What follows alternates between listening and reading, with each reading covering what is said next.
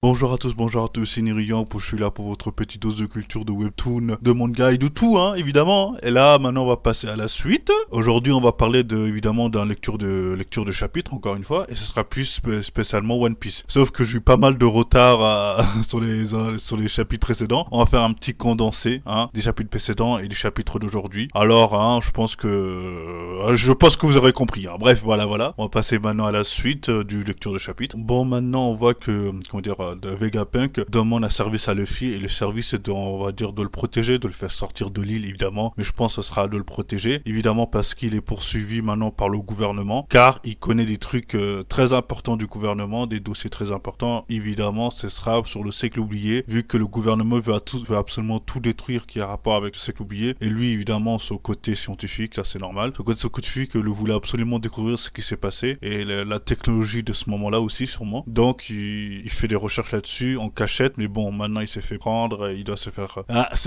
attraper et se faire zigouiller je crois, zigouiller ouais. Bon du coup pour faire très très simple, donc il a demandé l'aide de Luffy, l'un des 15 empereurs maintenant, et donc Luffy l'a accepté avec plaisir, il va l'escorter.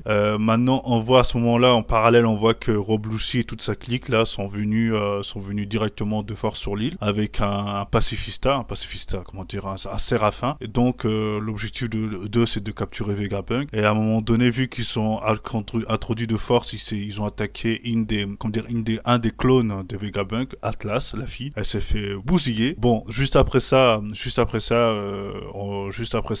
la chapitre s'arrête et on continue sur le prochain chapitre. Et là, évidemment, on voit que Luffy, Jinbei, Bonnet et Chopper, ils ont vu que Atlas se fait défoncer. Luffy est parti en free fight, hein. Il est parti allez, c'est parti pour le combat avec le gear fight, tout le bordel. Je pensais vraiment pas qu'il allait sortir le gear fight. En vrai de vrai, je pensais pas. Mais bon, il a sorti et là, ils sont en train de se battre. Donc là, on voit que Rob Lucci, lui aussi, il a atteint l'éveil de son fruit du démon, du type Zoan. Donc on sait que les types Zoan, ils ont un éveil. Tous les Zoan, ils ont un éveil. Tous les Zoan, les Paramecia, et aussi les comment s'appelle les Logia, ils ont tous un éveil. Bon, on va voir. Moi, je pensais que l'éveil c'était que pour les Paraméciens. Hein. Moi, je pensais ça. Hein. Ils ont pas, parce que moi, on n'a pas encore vu de Logia d'éveil. On n'a pas vu de Zoan d'éveil. C'est un peu dommage. Alors ça veut dire que Kaido, il pouvait se mettre en éveil, on n'a pas vu son éveil, c'est encore plus dommage, c'est un peu triste. Là, je vais faire un coup de gueule, là, ça m'énerve. Mais c'est dommage, il y a tellement de possibilités pour rendre, comment dire, Oda, je sais pas si c'est lui ou si c'est son auditeur, je sais pas quoi, mais bon, il avait là les possibilités pour sortir des fruits du démon encore plus, comment dire, des possibilités pour lui donner des power-up, par exemple, le Zoan de Kaido, les Logia de Ace, par exemple, qui se bat contre Akainu en éveil, je sais pas contre Akainu, mais contre d'autres moments, je sais pas, il y a tellement de moments, c'est un peu dommage que il soit à ce point restreint. Et c'est quoi l'éveil de Big Mom évidemment, hein, vu que c'est des types paraméciens, son truc c'est voler les âmes. Il y a aussi un éveil là-dessus, c'est un peu dommage parce que c'est les empereurs. Je pense qu'ils connaissent, ils ont atteint un certain niveau. C'est ça que je veux dire, c'est que c'est un peu dommage qu'ils montrent pas leur force. C'est triste. Ça se voyait que de toute façon à la fin de l'arc de Kaido, ça se voyait qu'il voulait bâcler ça rapidement. Ça se sentait aussi sur le manga. C'est un peu triste. Il avait tellement de moments pour nous faire briller. Et là, j'ai l'impression qu'il veut vite terminer son One Piece. Bon, après c'est un avis personnel. Je ferai ça sur une autre vidéo de ce que je pense de One Piece. Voilà, bon pour faire très court, il a son éveil de Rob Lucci. Son éveil de Rob Lucci qui est, je sais pas, une sorte de léopard noir. Ok, why not? Wakanda forever. Bref, donc c'est une sorte de léopard noir, assez stylé, mais je pense pas qu'il va faire le poids avec Luffy. Et j'ai l'impression que le Gear 5, en fait, il s'amuse, hein. Il est pas sérieux, hein. C'est un peu dommage, hein. C'est genre en mode, il préfère 10 fois s'amuser, il voit un ennemi dangereux, il s'amuse. C'est un peu le délire de Fruit du Démon, mais c'est un peu dommage qu'il se bat pas sérieusement. Bon, voilà, il se bat, comment dire, il se bat avec, il y a un bordel, les séraphins commencent à, le séraphin qui était avec les CP0 de Rob Lucci, là, CP0, c'est Urshi. Les CP0, ils ont demandé, CP0 a demandé d'attaquer, avec leur séraphin, d'attaquer les autres du, de Egghead, voilà, les habitants de Egghead. Sauf que, là, on voit Setomaru qui rentre en action. Qui c'est Setomaru? C'est le mec qui, à un moment donné, qui est apparu sur Archipel de Sabondi, pour se battre contre les Mugiwara. Voilà, c'est ce mec-là. C'est l'oncle de Kizaru, tu vois, son oncle c'est Kizaru. Bref. Donc à ce moment-là, on voit à ce moment-là un peu de passé de ce mec. De ce que j'ai vu, c'est qu'en fait Vegapunk l'a aidé. Quand il était dans le besoin, et du coup il est intérieurement reconnaissant envers Vegapunk. Sauf que c'est un peu fourbe comme il a dit, parce qu'en fait il a pas prévenu de tout ça et il lui dit en plein combat: est-ce que tu vas être avec moi ou avec la marine? Ça se fait pas, gros. Ça se fait pas de faire ça.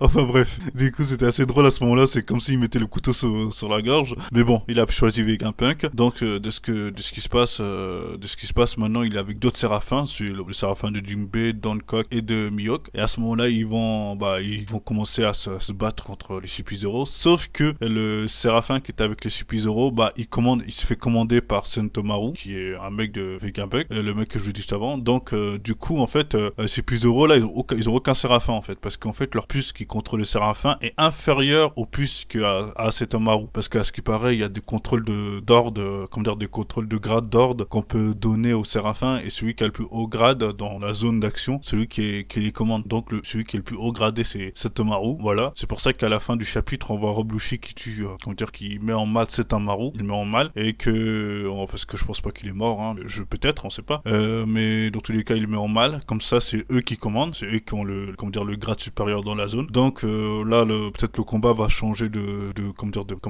situation. Je pense que Luffy a toujours il va gagner. Évidemment, Sanji n'est pas rentré dans le combat. Jinbei n'est pas rentré. Zoro est en train de boire le thé. Je pense qu'ils sont en mode tranquillou, hein. Sauf que là, à un moment donné, on remarque qu'il y a Kizaru qui rentre dans le game aussi, qui va bientôt rentrer dans le game. On verra bien comment ça va se passer. Mais je pense que même si Kizaru rentre dans le game, voilà, ils vont encore être en mode relax. Enfin bref, on va voir ce qui va se passer. Est-ce qu'ils vont rester se battre ou est-ce qu'ils vont vraiment fuir le combat? Moi, j'espère qu'ils vont se battre. À un moment donné, hein, on attend le combat, flemme de toujours fuir. Hein, maintenant, mon gars, t'es en empereur, il faut se battre. Hein, il faut se battre, mon gars. Voilà. Qu'est-ce que je peux dire aussi? Ah oui, il y a aussi on apprend plus sur le fruit du démon. Dès ce qu'on peut savoir, les fruits du démon, en fait, ils sont nés d'une envie des humains, d'une envie en mode, qu'est-ce qui serait passé que j'aurais pu faire ça? Heureusement, je fais pas genre, heureusement, je suis pas comme ça. Des phrases comme ça, des phrases avec des questionnements, et suite à ces questionnements, il y a eu des réponses, et ce sont les fruits du démon. C'est comme ça que j'ai compris, hein. Alors, mais bon, après, ça explique pas vraiment grand chose, hein. Évidemment, on sait pas qui les a créés, hein. C'est venu d'où? C'est venu du ciel? Je sais pas. Tout ce qu'on sait, c'est qu'en fait, les fruits du démon, ils naissent d'une envie. Ok, pourquoi pas? Maintenant, on comprend un peu plus pourquoi ils sont là. Enfin, bref, voilà, maintenant, j'ai fini pour ce qui est du chapitre de One Piece. Je vous remercie infiniment. Je regarde le dernier chapitre, la semaine prochaine, sont en pause. Du coup, je vais continuer sur d'autres mangas, faire des lectures de chapitres. Je vous remercie infiniment d'avoir regardé jusqu'à la fin. Je vous souhaite vraiment une très bonne journée, et surtout, n'oubliez pas de vous abonner, de suivre et de laisser un commentaire. Merci infiniment, et à la prochaine.